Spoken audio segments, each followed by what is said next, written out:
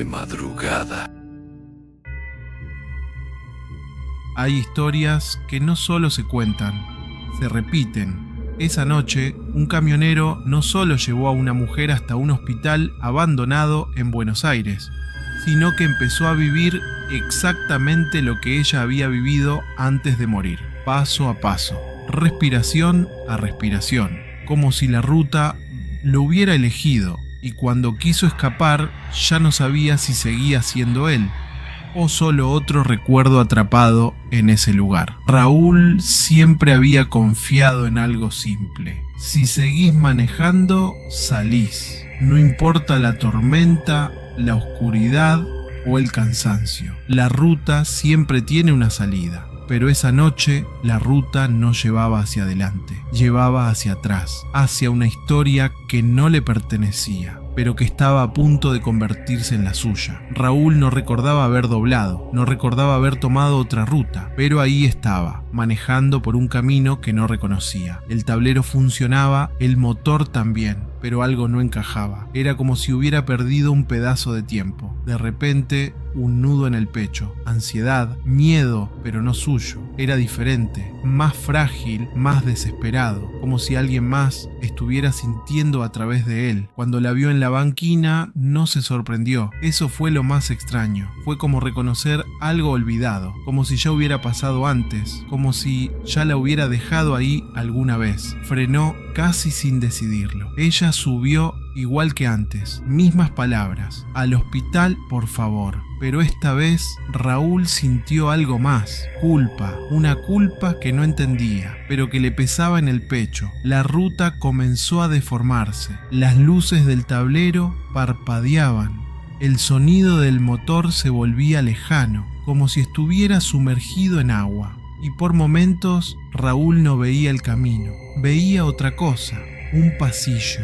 frío, oscuro, el olor a humedad, sus manos temblando, pero no eran sus manos, eran más pequeñas, más débiles, una voz pidiendo ayuda, una puerta que no se abre y luego oscuridad. Raúl volvió en sí de golpe, el volante entre sus manos, la ruta frente a él. Respiraba agitado, miró el espejo y la mujer seguía ahí, inmóvil, pero ahora lo sabía. Lo que estaba viendo no era solo una pasajera. Sus brazos se volvieron pesados, la vista borrosa, un dolor en el pecho, punzante, exactamente igual al que había sentido en la visión, como si su cuerpo estuviera imitando algo o recordándolo. Y entonces la escuchó, no desde el asiento, sino dentro de su cabeza. No me dejes, ni por favor. Pero esa voz no era nueva, era un eco, un ruego que había sido ignorado. El hospital apareció de golpe, sin transición,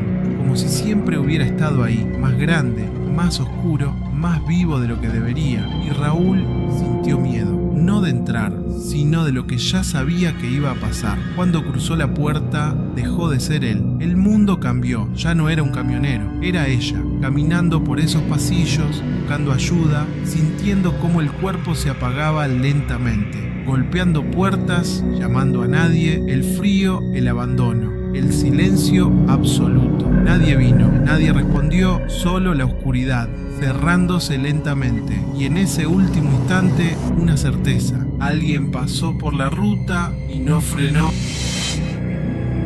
Raúl volvió, pero ya no era el mismo. Cayó de rodillas en el suelo del hospital, llorando, sin entender si ese dolor era suyo o de ella, pero ahora lo sabía todo. Él había pasado por esa ruta años atrás, había visto a una mujer, había dudado y siguió de largo. La dejó ahí y esa decisión nunca se fue. Raúl volvió al camión en silencio, se sentó temblando, miró el espejo. Y lo que vio no fue a la mujer, se vio a sí mismo, sentado en la banquina, y en el asiento del acompañante, ella, observándolo, en calma, como alguien que finalmente llegó a destino. Desde entonces, en ciertas rutas de Buenos Aires, hay camioneros que dicen ver a un hombre, al costado del camino, quieto, esperando. Pero si frenás, ya no hay vuelta atrás, porque algunas historias no terminan, solo cambian de protagonista.